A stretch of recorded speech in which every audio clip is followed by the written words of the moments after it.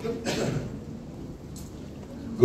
afternoon, everyone, judges and brother and sister of International Youth Exchange and Conference.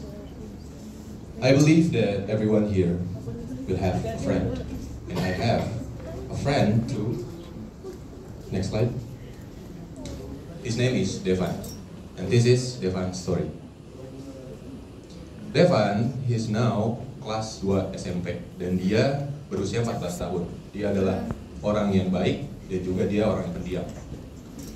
Tapi dia memiliki masalah di bagian sosialnya, karena di rumah dia tidak mendapatkan pendukung dari orang tuanya, karena dia selalu orang tuanya itu bertengkar. Lalu yang kedua, ketika di sekolahnya dia selalu mendapatkan perlakuan buruk dari teman-temannya. Rasa pulang ke rumah itu bukan rasa bahagia, tapi rasa was-was dan khawatir karena dia selalu dimarahi oleh kedua orang tuanya. Lalu apa yang terjadi? Emosi negatif dia terkumpul di situ, dan dia tidak tahu cara bagaimana untuk mengatasinya di umurnya masih remaja. Di hari pertama mungkin dia masih bisa mengatasinya, dan di hari kedua dia masih bisa mengendalikan emosi negatif itu, tapi udah lumayan banyak. Lalu apa yang akan terjadi pada dia jika kejadian ini berlaku dalam sebulan dan dalam setahun? Mental problem in a month start to appear. Dan bagaimana jika kejadian ini terus berlaku sampai 1 tahun? I think he have a high chance of having a mental disorder. And after that, what will happen if he doesn't know how to handle it after all these years? Maybe 2 years, 5 years, 10 years?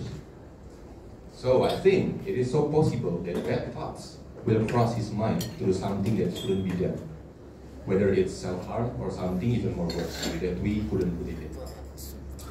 Jangankan untuk berpikir meraih mimpi dan membantu teman-temannya, he just think how to escape from this problem in his age. Dan ini adalah permasalahan yang kompleks dari salah satu remaja saja di antara 15,5 remaja di Indonesia.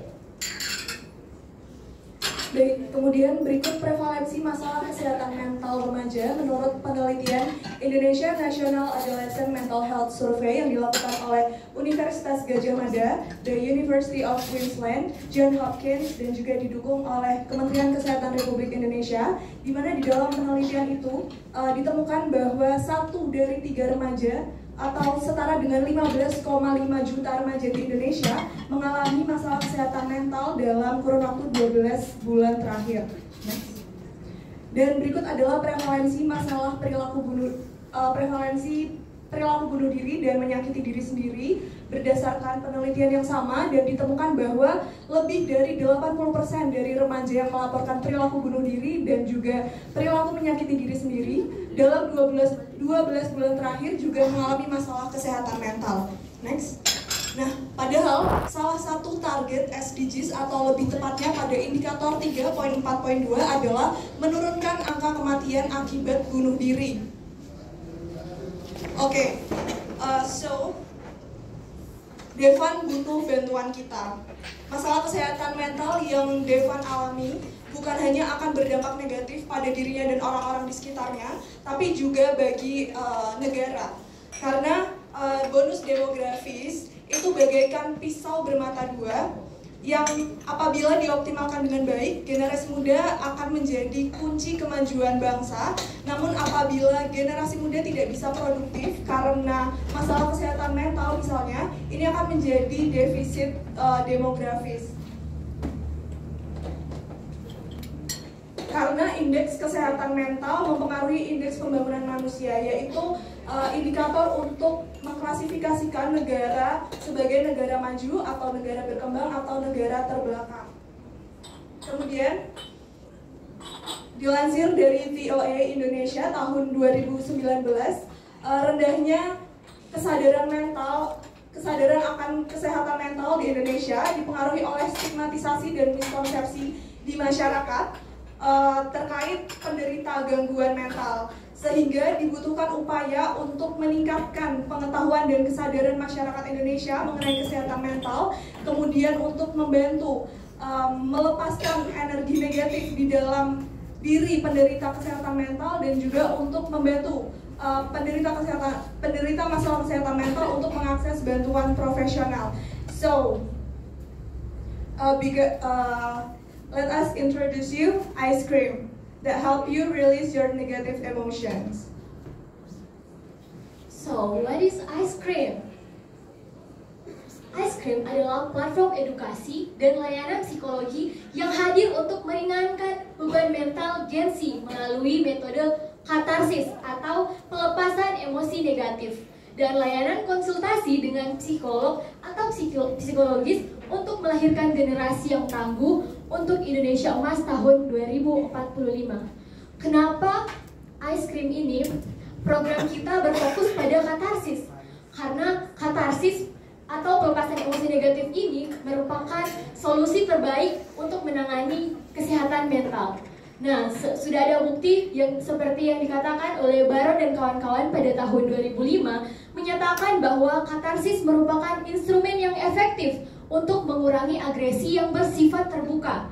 Dan Insting Tias dan kawan-kawan pada tahun 2014 juga mendukung pernyataan tersebut bahwa katarsis berpengaruh terhadap penurunan intensitas perilaku agresi siswa kelas 9 di SMP Negeri 15 Bogor, tetapi tidak sepenuhnya menghilangkan perilaku agresi tersebut. Okay, so now what program do we have? This berdasarkan dari problem yang sudah diceritakan, bahwasanya kami menarik benang merah. Ada 3 rumusan masalah yang kami gagas di sini. Yang pertama, the first problem itu adalah tentang stigmatisasi dan juga miskonsepsi masyarakat tentang kesehatan mental. Maka rumusan yang kami ajukan adalah berbentuk solusi bagaimana meningkatkan pengetahuan dan kesadaran masyarakat tentang kesehatan mental. Maka dari itu kami merancang 4 program untuk mengatasi permasalahan yang pertama ini. The first yaitu adalah Ice Cream ID, di mana Ice Cream ID ini merupakan edukatif sosial media di Instagram dan juga TikTok. Yang kedua adalah Screeners, yaitu adalah workshop dan juga webinar. Dan yang ketiga, Screen Talk, di mana ini adalah live sharing session with mainstream. Dan yang terakhir atau yang keempat dari rumusan masalah pertama ini adalah membuat buku, e-book, artikel, dan jurnal. Pada dasarnya, poin keempat ini sudah kami laksanakan, namun belum pada proses tahap penyelesaian. Selanjutnya, ini adalah bukti bahwasanya kami sudah melakukan poin 1, 2, dan 3. Yang pertama adalah social media, di mana kami sudah berhasil meraih engagement daripada viewers terhadap social media kami. Berikutnya, next slide. Di sini kami sudah menjaring engagement pada TikTok, di mana ada 400 dan juga 600 play on TikTok, dan juga dari 2 postingan ini sudah berhasil menarik sejumlah 600 tayangan. Berikutnya, kami juga melakukan live sharing session di Instagram, di mana di sini kami sudah bisa mengengage 200 penonton, kemudian dengan 81 akun dan juga 20 real interaction.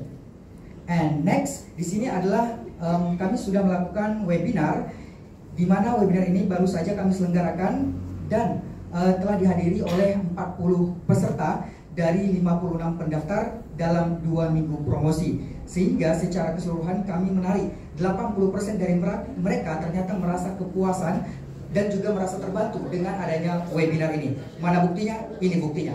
3 kami rincikan secara optimal, di mana kami meng-highlight satu yang paling memberikan interest kepada kami, yaitu atas nama Nabila Aulia Jenny Dewi Rahmawati, di mana beliau mengungkapkan bahwasanya webinar ini sangat seru dan menarik, bisa mengurangi stres dan menambah semangat untuk menjalani hidup.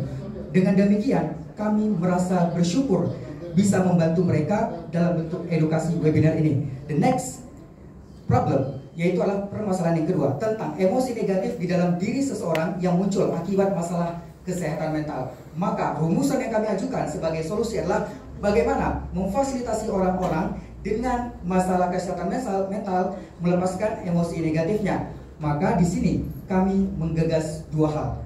Yang pertama adalah tentang teori katarsis, di mana katarsis yang pertama berupa agresi, yaitu membuat scream corner, dan yang kedua adalah katarsis non agresi dengan scream chat. Next slide. Ini adalah prototipe yang sudah kami rancang. Ini berbentuk scream corner, di mana scream corner ini adalah prototipe yang sifatnya berbentuk ruangan kecil di mana ruangan ini memiliki kedap suara. Next slide.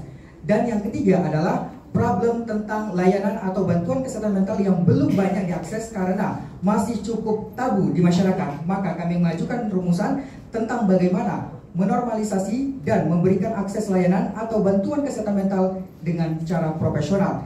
Maka dari itu kami menggagas 2 program. Thanks. Thank you. Give applause, please.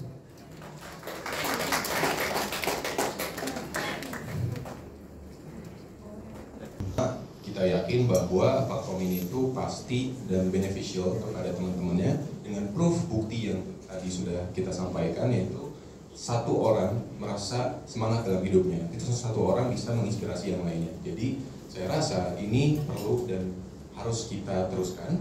Dan untuk jangka waktunya tentu tadi ada beberapa gagasan program yang akan kita canangkan seperti Scream Corner yang mungkin teman-teman bisa lihat. Ini itu sebuah ruangan kedap suara yang nantinya akan kita lancarkan jika mungkin ada bantuan investasi atau segala macamnya. Gitu. Jadi banyak program-program yang lain yang itu sebuah gagasan yang ingin kita eksekusi juga, Kak. Gitu.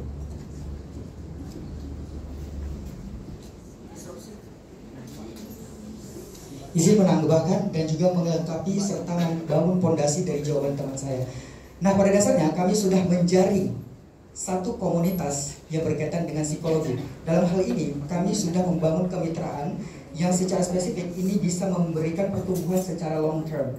So now, tidak hanya itu, kami juga sudah merencanakan tentang penguatan konsep Pentahelix. Do you know Pentahelix? Pentahelix itu adalah 5 jaringan pariwisata, di mana diantaranya ada peran akademisi, pemerintah, media massa, komunitas, dan juga pebisnis. Jadi kami sudah berupaya untuk merancang kelima ini bisa terjadi untuk memberikan produk kami ini, khususnya Scream Corner, bisa sustainable dan juga inklusif. Terima kasih. Okay, thank you.